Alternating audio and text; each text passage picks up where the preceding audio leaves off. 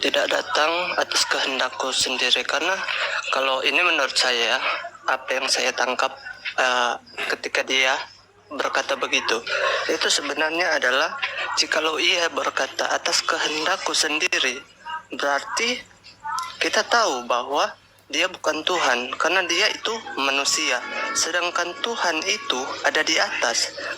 Bagaimana dia bisa berkata, dia akan berkata, aku datang atas kehendakku sendiri, sedangkan dia lahir di bumi, karena Tuhan itu di atas.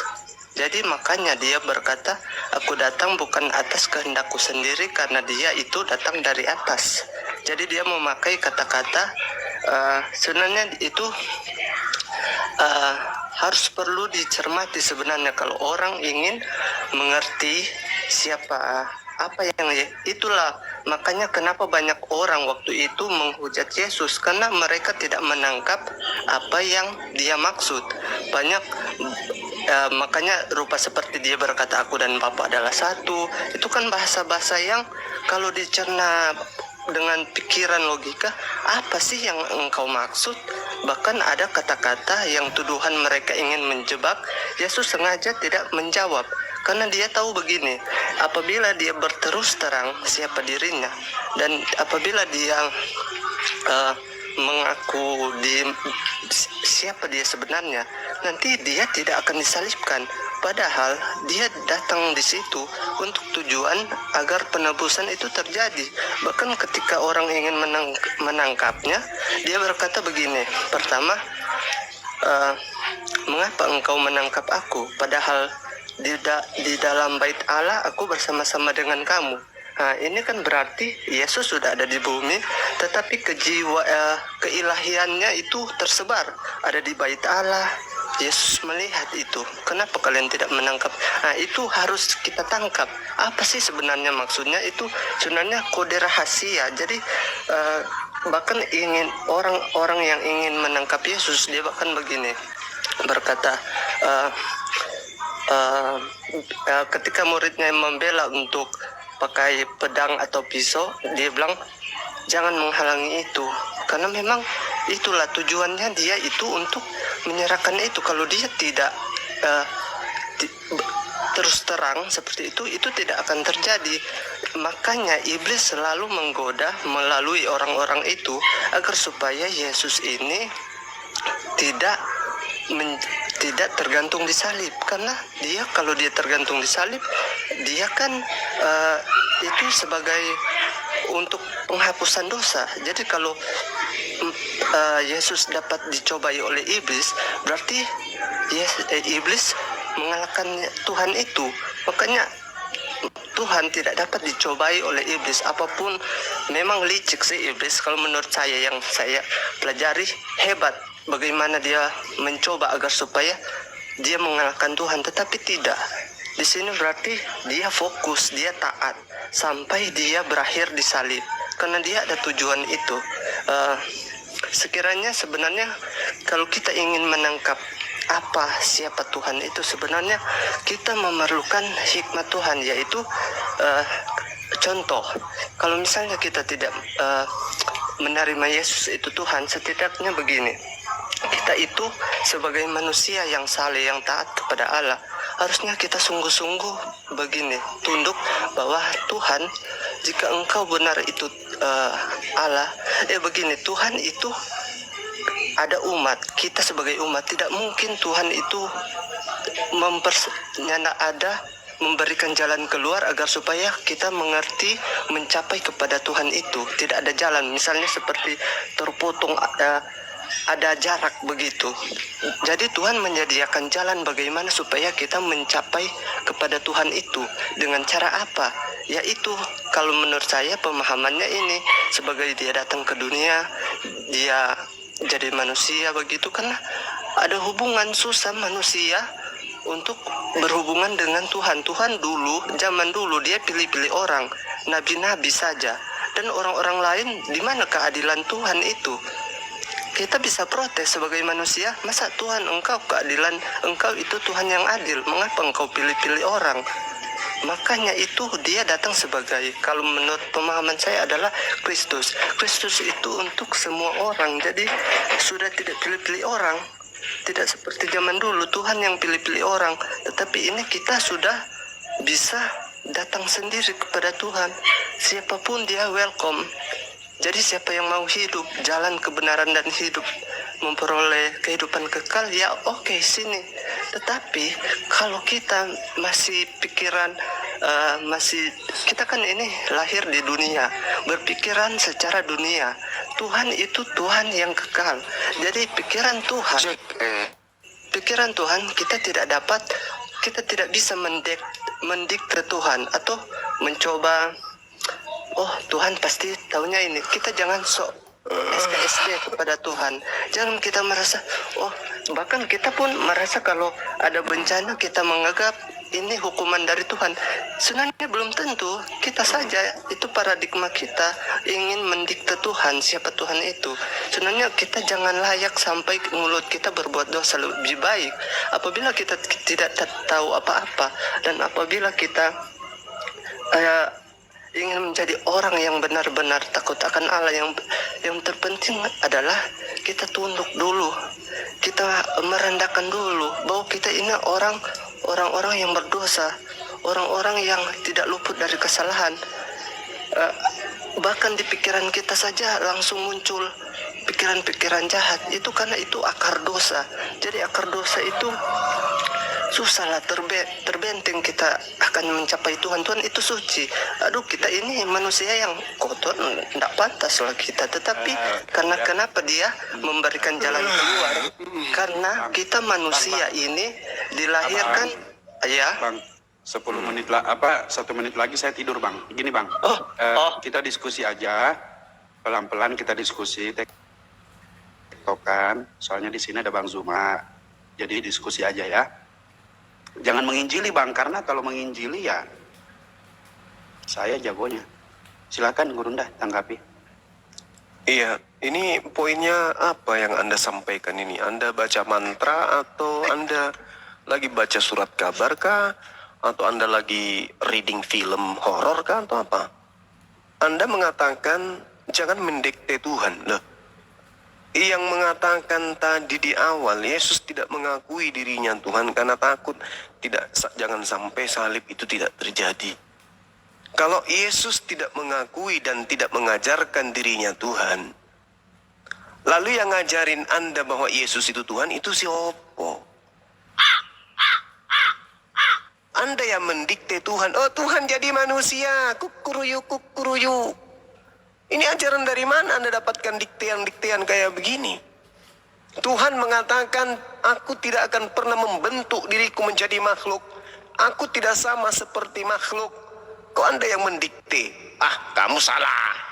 Yang benar kau itu pernah menjadi makhluk. Aku adalah Tuhan yang tak akan pernah tersentuh oleh kematian. Salah. Kamu pernah mati, bahkan pernah menjadi mayat, dibunuh oleh tentara Romawi. Anda lah yang mendikte Tuhan itu.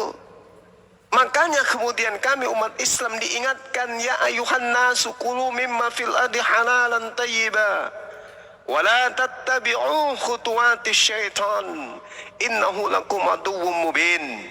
Setan itu adalah musuh yang nyata. Jangan kau ikuti langkah-langkahnya. Ini sekarang kalau saya tanya kepada saudara, ya, Yesus tidak mengajarkan dirinya adalah Tuhan. Dia datang bukan atas kehendaknya sendiri.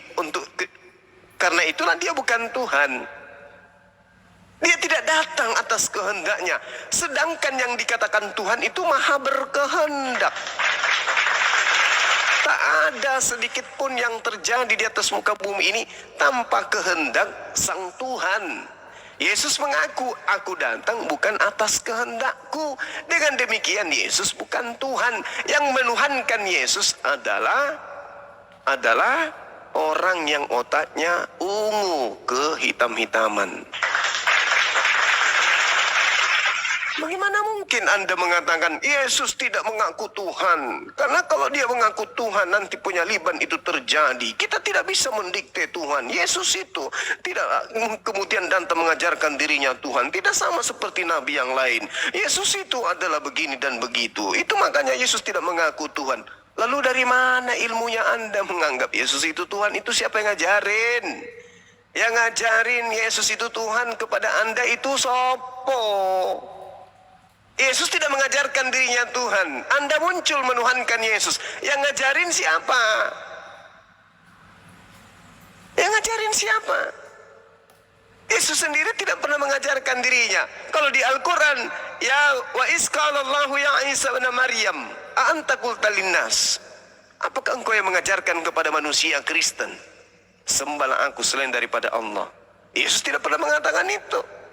Yohanes 12:49. Aku tidak berkata-kata dari diriku sendiri. Apa yang aku katakan adalah apa yang diperintahkan untuk aku katakan dan aku sampaikan. Yesus tidak pernah mengatakan dirinya Tuhan.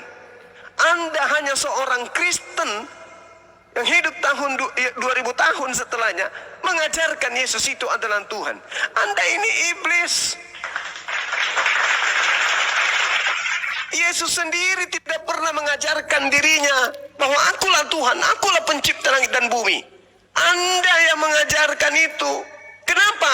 Al-Quran mengatakan wa kanal kafiru ala rabbihi zahira. Sesungguhnya orang-orang kafir itu adalah penolong-penolong setan di dalam durhaka kepada Tuhannya. Yesus tidak mengajarkan aku adalah Tuhan. Alasannya karena dia takut jangan sampai dia tidak disalib. Tuhan kok takut? Sedangkan Anda muncul kemudian mengatakan di depan saya, depan kami nih, Yesus itu ketika dia datang dia tidak mengajarkan dirinya Tuhan, tetapi dia itu adalah Tuhan itu sendiri. Nah sekarang muncul pertanyaan, yang mengajarkan menyembah kepada selain Tuhan itu setan. Mohon maaf nih saya katakan begitu. Berarti Anda betul yang dikatakan Al-Quran. Anda adalah wakil setan di dalam menyesatkan umat manusia. Mohon maaf, saya harus jujur mengatakan itu. Nah sekarang Anda coba telah diri Anda sendiri. Berpikir, cuci muka dulu, gosok gigi, duduk yang tenang, bikin kopi campur masako, pikirkan perkataan sendiri. Tadi saya berkata ketika Yesus itu datang, Yesus tidak mengakui dirinya Tuhan. Tapi kenapa saya sekarang menuhankan Yesus? Siapa saya ini? Jangan-jangan saya gila. Saya dengan mulutku mengatakan Yesus sendiri tidak pernah mengaku dirinya Tuhan. Tapi hari ini saya menuhankan Yesus. Waras tidak saya ini? Coba Anda pikirkan itu dulu, renungkan itu dulu. Masuk ke kamar mandi, cuci muka, jangan lupa bersihkan wajahnya pakai rinso, sikat gigi pakai sangsel, habis itu duduk renungkan apa yang Anda ucapkan barusan. Anda lebih pantas dituhankan oleh orang Kristen karena Anda mampu kemudian menjadikan anaknya orang menjadi Tuhan. Ya gitulah ya, bang siapa namanya ini? Pang Wing. Kalau Pang Wing jangan-jangan Anda jemaatnya pendeta Dede Lulu. Yang kemarin itu yang emosian. Ya belajar lagi Pak, belajar. Gunakan akal ini. Ini harta yang paling berharga yang kita punya, yaitu akal. Kalau akal sudah mati, tai sapi pun bisa Anda sembah. Silakan. Iya. Baik, terima kasih. Itu kan pendapat dari Bang Suma, penilaian dari pengetahuan Bang Suma saja sih. Kalau menurut saya Tuhan itu kan kalau dia itu bukan tidak tinggi hati, maksudnya tidak, kalau dia sudah Tuhan tidak perlu dia untuk menyerukan oh ini saya Tuhan, tetapi itu kewajiban memang kalau kita tahu dia Tuhan ya harus kita sembah dia, tidak perlu dia berkata untuk mengakui siapa dirinya. Semua orang juga tahu siapa dia, itu sifat Tuhan itu. Dan waktu kita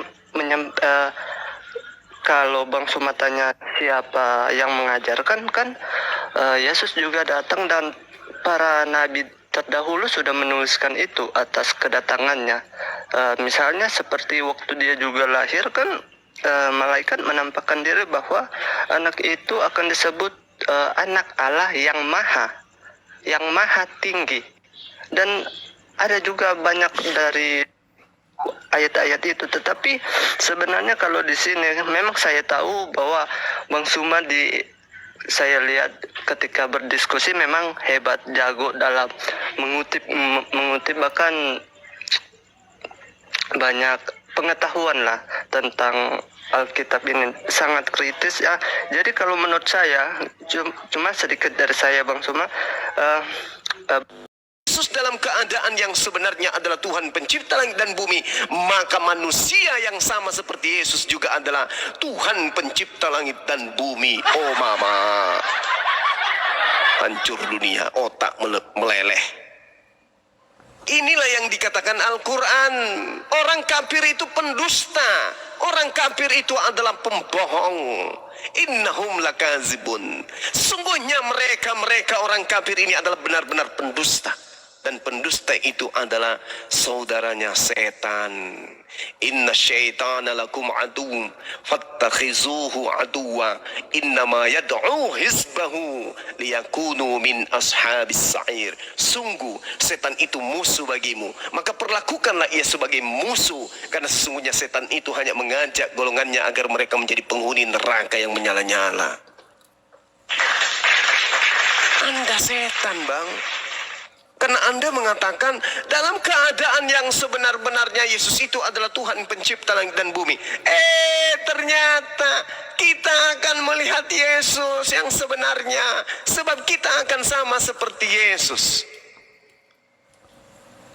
Bagaimana mungkin kemudian manusia yang sama seperti kita Anda ajarkan sebagai Tuhan pencipta langit dan bumi? Anda menyesat. Anda ini wakil setan. Wa kanal kafiru ala rabbihi zahira. Orang-orang kafir itu adalah penolong setan dalam durhaka kepada Tuhan pencipta langit dan bumi. Anda sedang menolong setan supaya setan mendapatkan pengikut, yaitu menyembah manusia yang Anda ajarkan bahwa Yesus adalah Tuhan pencipta langit dan bumi. Padahal Yesus dalam keadaan yang sebenarnya adalah sama seperti manusia kita. Inilah pentingnya apologet Islam Indonesia dibentuk, supaya bukan hanya umat Islam yang paham kesesatannya orang Kristen, tetapi orang Kristen sendiri bisa dipahamkan bahwa jalan menyembah Yesus itu adalah jalan yang dipilih oleh setan. Cobalah belajar untuk jujur. Pelajari Bible itu, dalami Bible Anda sendiri, supaya Anda bisa menapaki kehidupan yang benar. Bagaimana mungkin Anda mengatakan keadaan Yesus yang sebenarnya adalah Tuhan pencipta langit dan bumi? 1 Yohanes 3 nomor 2, kita akan sama seperti Yesus, sebab kita akan melihat Yesus dalam keadaan yang sebenarnya. Kita sama seperti Yesus. Nah, kalau kita sama seperti Yesus dalam keadaan yang sebenarnya, kalau Anda mengatakan Yesus dalam keadaannya sebenarnya adalah Tuhan pencipta langit dan bumi, berarti Anda juga adalah Tuhan pencipta langit dan bumi. Ini saya menjelaskan ini, Bang Laskar, ini setannya semua pukul kepala. Waduh, Bang Suma buka aib kita. Aduh, Bang Suma buka kedok kita. Hancur pasukan kita bernama Laskar Kristus. Pasukan kita bernama Laskar Kristus ketahuan, kepergok dia telah menipu. Ini sama seperti semalam, pendeta Dedek Lulu. Dia bantah saya. Dia bantah juga Yohanes 8:42. Dia plesetkan. Di situ tidak ada kata mono dalam bahasa Yunani. Dia katakan, aku datang bukan hanya atas kehendakku, tetapi juga atas kehendak Bapakku. Penipu dan penyesat.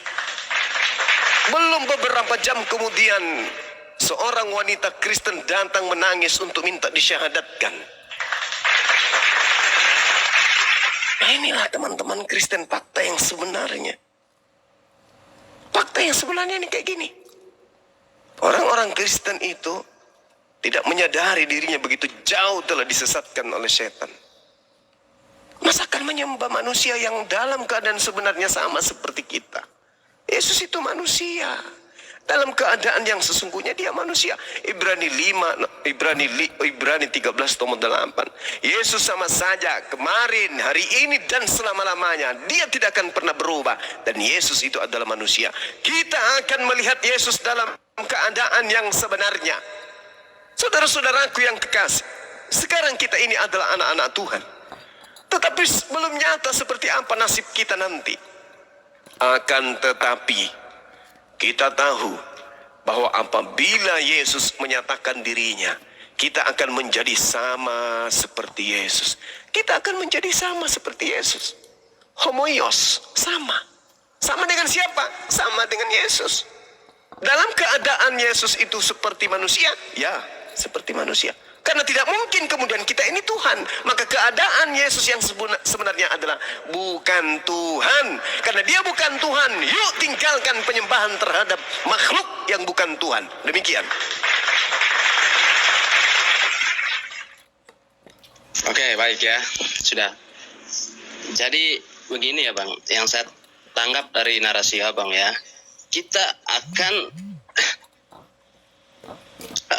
Yesus akan menyatakan dirinya yang sebenarnya, dan kita akan melihat kenyataan yang sebenarnya keberadaan Yesus itu. Gimana caranya Bang untuk kita melihat keberadaan sebenarnya Yesus? Makanya Yesus berkata, kamu harus ditetaskan lagi Bang Juma, atau kamu harus dilahirkan kembali. Sebab Yesus berkata dalam Yohanes pasal 3 nomor 5, aku berkata kepadamu Bang Juma, sesungguhnya jika seseorang tidak dilahirkan dari air atau roh, ia tidak dapat masuk ke dalam kerajaan Allah. Kamu harus dilahirkan kembali Bang Juma, agar kamu bisa melihat keadaan sebenarnya. Karena dengan melakukan persekutuan dengan roh, hanya dengan roh itu kita melihat keberadaan sebenarnya. Makanya dia tekankan, kamu harus dilahirkan kembali. Rupanya kenapa? Kata Nikodemus, kenapa saya harus dilahirkan kembali Tuhan? Sebab apa yang lahir dari daging adalah daging. Apa yang dilahirkan dari roh adalah roh. Yang lahir dari daging akan menjadi daging, daging menjadi mayat, mayat menjadi tanah. Tidak demikian dengan roh, kata Tuhan Yesus. Kita buktikan apakah narasi dari Tuhan Yesus ini benar. Kita buktikan orang yang lahir dari daging menjadi daging, daging menjadi mayat dan menjadi tanah. Itulah natur manusia pada umumnya yang keturunan Adam. Kita lihat kemanusiaan yang keturunan dari roh, bangkit lagi, Pak. Dia mati bangkit lagi. Makanya dia mengatakan kepada Nikodemus, Nikodemus, kamu harus ditetaskan lagi, harus dilahirkan kembali. Jikalau kamu tidak dilahirkan kembali, tidak melakukan persekutuan dengan persekutuan Tuhan, sesungguhnya kamu tidak akan melihat keberadaan sebenarnya Tuhan itu sendiri. Tidak masuk dalam kerajaan Allah, Bang. Tapi masuk. Orang Kristen, teknologinya maju. Itu karena apa? Karena Tuhan kami. Bukan karena Yesus. Tuhan kami mengatakan ad-dunya sijanul mu'minin wa jannatul kafir. Surga dunia ini bagi kafir, maka Tuhan memberikan kemudahan untuk mendapatkan surganya kafir. Ini surga kalian. Kita sekarang berada di surganya Kristen. Jadi kalau Anda berkarya menemukan mobil, ya kami nggak usah. Tapi kami punya duit untuk beli. Silakan Anda berkarya di surga Anda. Bikin HP yang paling mahal. Bikin HP yang paling canggih. Kami tinggal beli. Apalagi yang Anda akan bikin? Pesawat, kami tinggal beli.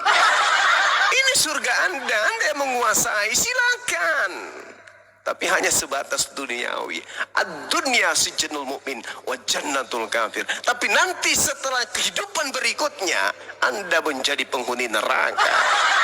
Innal ladzina kafaru min ahlil kitabi wal musyrikina fi nari jahannam khalidina fiha ulaika hum syarrul bariyah. Dunia kita berbeda. Di dunia ini Anda hebat. Hebat di dunia. Anda yang membuat senjata, Anda yang membuat nuklir, Anda yang membuat bom, Anda yang membuat peluru, Anda yang membuat pistol untuk Anda pakai membunuh. Anda yang menguasai dunia ini. Dunia kita berbeda, tapi ketika berbicara mengenai ketuhanan, Anda penyembah manusia, kami bukan. Anda pemakan makanan yang diharamkan, kami tidak. Anda yang menghalalkan LGBT, kami kagak. Anda yang melanjutkan ajaran pagan, kami tidak. Memang dunia kita berbeda. Sekarang permasalahannya adalah ketika Anda membawa datanya, kitabnya orang-orang Romawi yang sedang menceritakan tentang Yesus. Yohanes 17 ini bercerita tentang Yesus dan Bani Israel. Bukan bercerita tentang orang Kristen Romawi. Ingat. Kristen pertama itu adalah Romawi, manusia najis, manusia kafir menurut ajaran Paulus. Galatia 2 nomor 14. Orang-orang yang